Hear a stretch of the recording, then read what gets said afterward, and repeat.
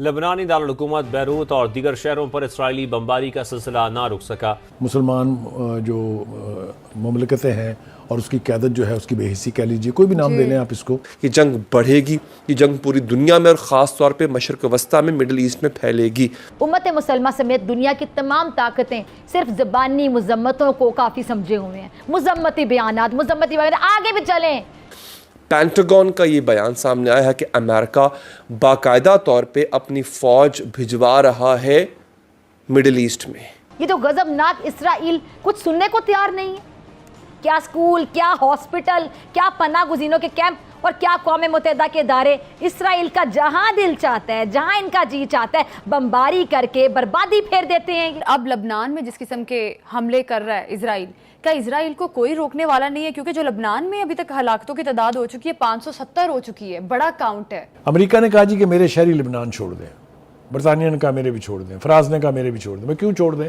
ادھر لبنان میں اسرائیلی حملوں کے پیش نظر پاکستان نے اپنے شہریوں کو لبنان چھوڑنے کی ہدایت جاری کر دی۔ مائی گاڈ!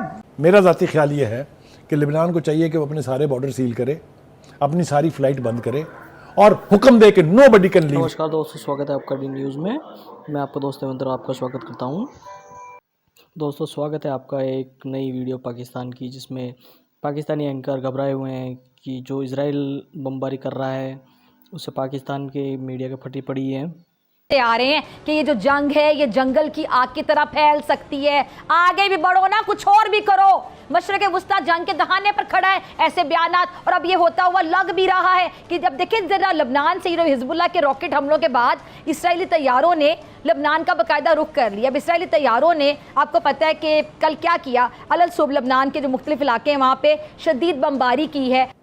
دوستو جیسا کہ آپ نے سنا، اس پاکستانی اینکر کی اسرائیل کے بم بارود دیکھ کے پھٹنے لگ گئی اور چلا کے کہنے لگی اتیاچار کر رہے ہیں یہ سب۔ چلیے دوستو اور سنتے ہیں پاکستانی اینکر نے کیا کہا۔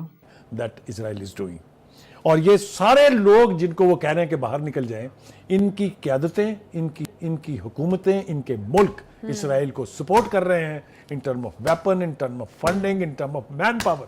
امریکہ کو اٹھا کے دیکھیں، وہ اتنا تڑپتے ہیں کہ 40,000 فوجی پہلے تھے، مزید اور بھیج دیے ہیں۔ 2 بیری بیڑے وہاں کھڑے ہوئے ہیں جس کے اوپر ایئر کرافٹ کیریئرز ہیں 2۔ وہ بھائی آپ ظالم کا ساتھ دینے کے لیے آ رہے ہیں، اور آپ یہ کہہ رہے ہیں کہ ہمارے لوگوں کو نکل جانے دیں، باقیوں کو ہم قتل کریں گے۔ یہی کہہ رہے ہیں نا؟ میسج کیا ہے؟ میسج یہ ہے کہ ہمارے بندے تو سیف ایگزٹ لے کے نکل جائیں، باقیوں کو برباد کرے اسرائیل، چاہے جو مرضی کرے۔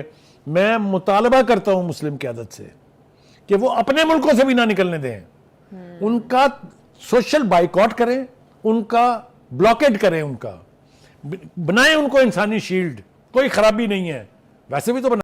دوستو جیسا کہ آپ نے سنا، یہ پاکستانی میڈیا بول رہی ہے کہ امریکہ ساتھ دے رہا ہے اسرائیل کا۔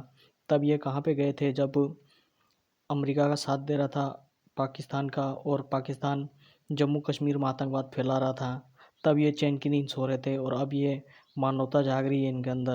کیسے نیچ لوگ ہیں دیکھیے۔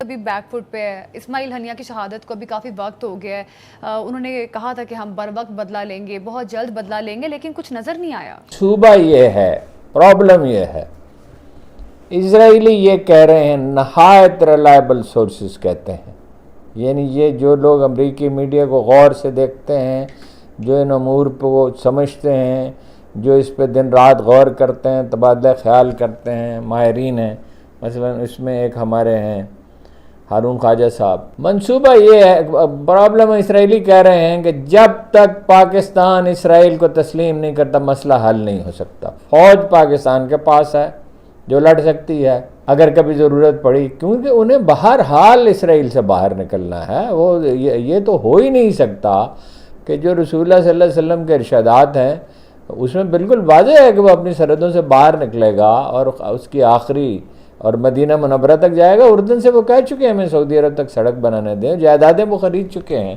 امریکی شہری جو ہے وہ جائیداد خریدتا ہے تو وہ ضروری ہے اس میں کوئی اس کا مذہب کا خانہ ہو، لیکن ہماری اپنی انٹیلیجنس ایجنسیوں کے اطلاعات یہ ہیں کہ امریکی یہودی وہاں جائیداد خرید چکے ہیں اور غیر مسلموں کو حجاز میں داخل ہونے کی اجازت دے دی گئی ہے۔ اور جو جدھر رسول اللہ نے پیشین گوئیاں کی تھی کہ جب تک بت پوجے نہیں جائیں گے عرب میں، اور پہلا مندر جو ہے وہ بن گیا ہے، متحدہ عرب امارات میں اور بہت سب خرافات سعودی عرب میں شروع ہو گئی ہے. پاکستان کو پیشکش کی جا سکتی ہے قرضے معاف کرنے کی. اس سے پہلے لبنان میں جو پیجرز اور واکی ٹاکیز میں جو بم دھماکے ہوئے تھے، اس کے بعد اسرائیل نے اب لبنان کا جو موبائل فون نیٹ ورک ہے اس کو ہیک کر لیا.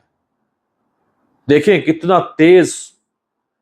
تیز ہے اسرائیل ٹیکنالوجی میں، دنیا میں کتنا آگے جا چکا ہے. پیر کے روز اسرائیل نے لبنان میں جب بمباری شروع کی تو اس سے پہلے کئی موبائل فون یوزرز کو میسیجز ملے کہ تمہارا گھر ابھی کچھ دیر میں بم سے اڑا دیا جائے گا، گھر خالی کر دو. یہ بالکل ایسی ہے کہ جیسے موبیلنک، یو فون، ٹیلینور کے میسیجز آپ کو آنا شروع ہو جائیں. تو یہ کب آ سکتے ہیں؟ جب کوئی ہیک کر لے گا تبھی آئے گا نا. الجزیرہ یہ کہتا ہے کہ اسرائیلی فوج نے لبنان کے کئی جو لوکل ریڈیو نیٹ ورکس ہیں وہ بھی ہیک کر لی ہیں، اور ان کو ہیک کر کے وہ اپنے میسیجز وہاں سے شیئر کر رہا ہے. سی آئی اے کے سابق ایک ڈائریکٹر رہے ہیں اور امریکہ کے وزیر دفاع رہے ہیں، لیون پنیٹا. انہوں نے ایک انٹرویو دیا ہے پرسوں جس میں انہوں نے کہا ہے کہ جی اسرائیل نے یہ جو لبنان پہ سائبر اٹیکس کیے ہیں یہ دہشت گردی ہے. اب یہ سی آئی اے کا اپنا ڈائریکٹر کہہ رہا ہے جو امریکہ کا وزیر دفاع بھی رہا ہے، اور انہوں نے کہا ہے کہ دنیا کو تو اس کو سیریس لینا چاہیے، یہ کوئی معمولی بات نہیں ہے. اور انہوں نے یہ بھی کہا ہے کہ میں جو آپ سے کہہ رہا ہوں آپ لکھ کر رکھ لیں کہ اسرائیل کی ان حرکتوں کو اگر نہ روکا گیا